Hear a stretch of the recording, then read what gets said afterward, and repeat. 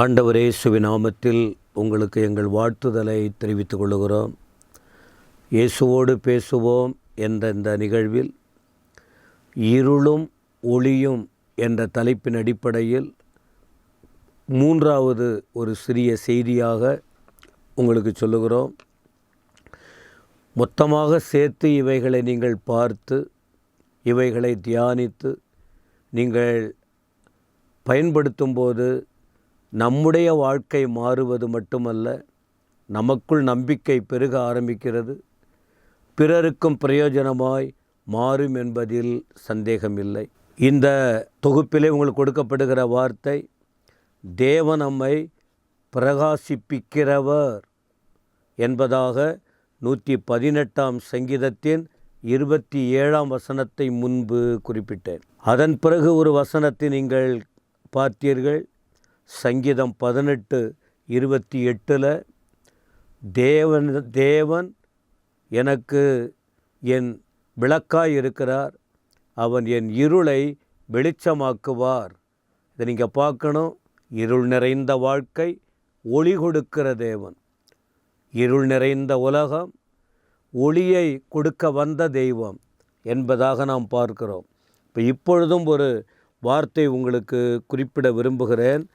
2 கொரிந்தியர் 4ஆம் அதிகாரத்தின் 6ஆம் வசனத்தை நீங்கள் படித்து பார்க்கும்போது, 2 கொரிந்தியர் 4ஆம் அதிகாரம் 6ஆம் வசனம், இருளிலிருந்து வெளிச்சத்தை பிரகாசிக்கச் சொன்ன தேவன் இயேசு கிறிஸ்துவின் முகத்திலுள்ள தமது மகிமையின் அறிவாகிய ஒளியை தோன்ற பண்ணும் பொருட்டாக எங்கள் இருதயங்களில் பிரகாசித்தார்.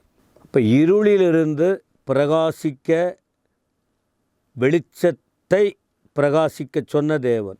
இப்போ தேவனுடைய நோக்கம் பாருங்கள், ஏற்கனவே நான் குறிப்பிட்டிருக்கிறேன்.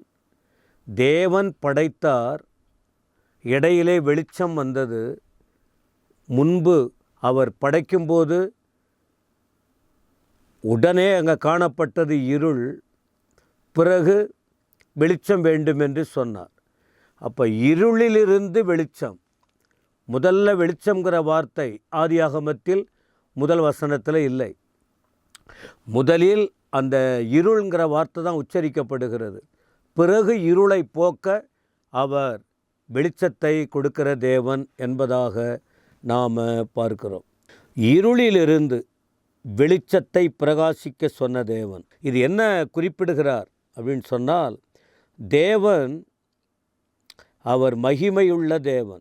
இந்த மகத்துவமுள்ள வல்லமை எங்களால் உண்டாயிராமல் தேவனால் உண்டாயிருக்கிறது என்று விளங்கும்படி இந்த பொக்கிஷத்தை மண்பாண்டங்களில் பெற்றிருக்கிறோம். இது தேவனுடைய மகிமை. அதாவது தேவன் தம்முடைய சாயலாய் மனிதனை படைத்திருக்கிறார்.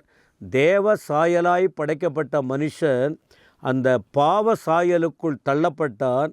இப்போ தேவ சாயல் என்பது ஒளி, வெளிச்சம், பிரகாசம்.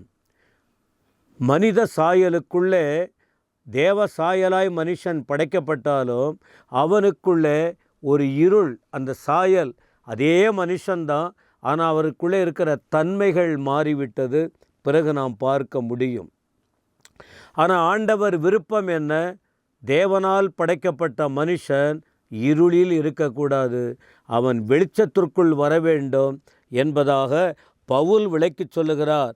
இருளிலிருந்து வெளிச்சத்தை பிரகாசிக்க சொன்ன தேவன். பவுல் வாழ்க்கை கூட அப்படி இருந்தது. அப்போஸ்தலர் 9ஆம் அதிகாரத்தை படித்து பார்த்தால் அவர் சொன்ன சாட்சிகளை எல்லாம் கூட பார்க்கும்போது, அவர் எப்படியெல்லாம் இருளான பாதையில், இருள் என்கிறதான கோபம், இருள் என்கிறதான கொலைவெறி, இருள் என்று சொல்லப்படுகிறதான வைராக்கியம், இருள் என்று சொல்லப்படுகிறதான தேவையில்லாத பிடிவாதங்கள், அதிலே காணப்பட்டவரை ஆண்டவர் அவரை சந்திக்க ஆரம்பித்தார். இருள் போக ஒளி பிரகாசிக்க ஆரம்பித்தது. பவுலில் மேலே ஒரு பிரகாசம் வந்தவுடனே இருள் அப்படியே கீழே விழுந்தது, ஒளி மேற்கொண்டது. இந்த அனுபவத்தை அவர் உடையவராய் இருந்ததினால்தான் அந்த பவுல் சொன்னார், இருளிலிருந்து வெளிச்சத்தை பிரகாசிக்க சொன்ன தேவன் என்ன ஏன் வாழ்க்கையிலே ஆண்டவர் அப்படிதான் நடத்தினார் என்று பவுல் குறிப்பிடுகிறார். அப்போ இந்த இருளிலிருந்து என்ன செய்தார், பிரகாசிக்க வைத்தார்னா, இந்த தெளிவு இல்லாத நிலையில் இருந்த சவுலை பவுலாய் மாற்றி அவர் என்ன செய்தாராம், அழைத்தார், அழைப்பை கொடுத்தார். ஏன் என்று சொல்லும்போது 1 பேதுரு 2ஆம் அதிகாரத்தின் 9ஆம் வசனம் நீங்கள் படித்து பாருங்கள்.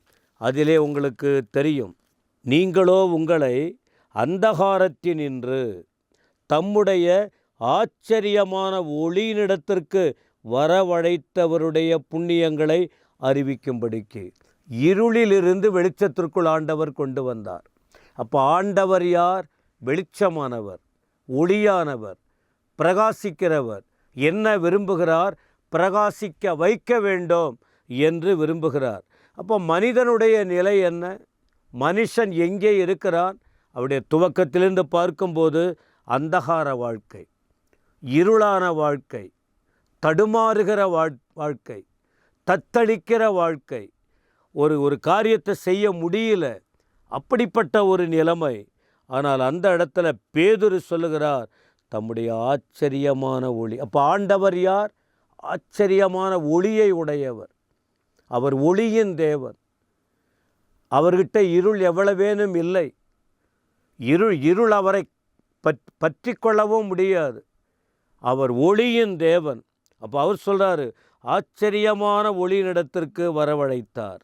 அந்தகாரம், தடவி விழுகிற அனுபவம், ஆச்சரியமான ஒளி வரவழைத்தார். எதற்காக அழைத்தார் என்று சொன்னால், எதுக்காக தெரியுமா? இருளுக்கும் ஒளிக்கும் உள்ளதான வித்தியாசத்தை மற்ற ஜனங்கள் புரிந்து கொண்டால், இருளில் இருக்கிற ஜனங்கள் பெரிய வெளிச்சத்தை கண்டார்கள் என்ற வார்த்தையின்படி அந்த வெளிச்சத்தை கண்டுகொள்ள முடியும். அந்த வெளிச்சத்தின் அனுபவத்திற்குள்ளே வர முடியும். அதனால் தான் இப்போ என்ன செய்யணும்? இதை அறிந்தவர்கள் ஆண்டவர் அழைக்கிறார். அழைத்தவர்கள் என்ன பண்ணும்? அழைக்கப்பட்டவர்கள் அந்த புண்ணியத்தை அறிவிக்க வேண்டும். நான் இருளில் இருந்தேன், என் வாழ்க்கையின் தடுமாற்றம் இப்படி இருந்தது. ஆண்டவர் என்னை அழைத்தார், எனக்குள் காணப்பட்ட இருளை அகற்றினார், வெளிச்சத்திற்குள் கொண்டு வந்தார். இப்பொழுது நான் அழைக்கப்பட்டவனாய், தெரிந்து கொள்ளப்பட்டவர்களாய், ஒரு வித்தியாசமான பொறுப்புக்குள்ளே கொண்டு வரப்பட்டிருக்கிறோம். ஆகவே இதற்கு பிறகு ஒரு ஆசீர்வாதம் இருக்கிறது. கொலோசேயர் 1 அதிகாரத்தின் 12ஆம் வசனம், பிரகாசத்துக்குள்ளே வந்தவர்கள், அழைக்கப்பட்டவர்கள். பவுல் அந்த வார்த்தைகளை அறிவித்தார்.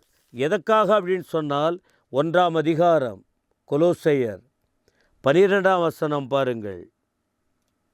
ஒளியிலுள்ள பரிசுத்தவான்களுடைய சுதந்திரத்தில் பங்கடைவதற்கு நம்மை தகுதியுள்ளவர்களாய் மாற்றினார். இன்னும் 13 கூட சொல்கிறார், இருளின் அந்தகாரத்தினின்று நம்மை விடுதலையாக்கினார், தமது அன்பின் குமாரனுடைய ராஜ்யத்திற்கு உட்படுத்தினவருமாய் இருக்கிற பிதாவை ஸ்தோத்திரிக்கிறோம். அப்போ இருளிலிருந்து வெளிச்சத்திற்கு கொண்டு வந்ததின் நோக்கம் என்ன? அவரை அறிந்தவர்கள் பிறருக்கு அறிவிப்பது மட்டுமல்ல, முடிவாக ஒளியிலுள்ள பரிசுத்தவான்கள் பரலோகத்திற்கு போகிற பாக்கியம், அவரோடு இருக்கிற ஒரு அனுபவம். இருளில் இருக்கிறவர்கள் அங்கே போக முடியாது, ஒளிக்குள் வந்தவர்கள் தான் அங்கே போக முடியும். அப்போ ஆண்டுடைய அன்பு பாருங்கள் எவ்வளவு கிரியை செய்கிறார். எனவே நீங்களும் ஆண்டவரோடு அல்லது ஒளியிலுள்ள பரிசுத்தவான்களோடு பரலோகத்திலே வாழ்வதற்கு உங்களை இடைப்பட்டு கொண்டிருக்கிறார், பேசுகிறார். இருளை விரும்பாதிருங்கள், வெளிச்சத்தை வாஞ்சியுங்கள். ஆண்டவர் உங்களை அந்த மேலான பாக்கியத்திற்கு நேராய் வழி நடத்துவாராக. ஆமேன், ஆமேன்.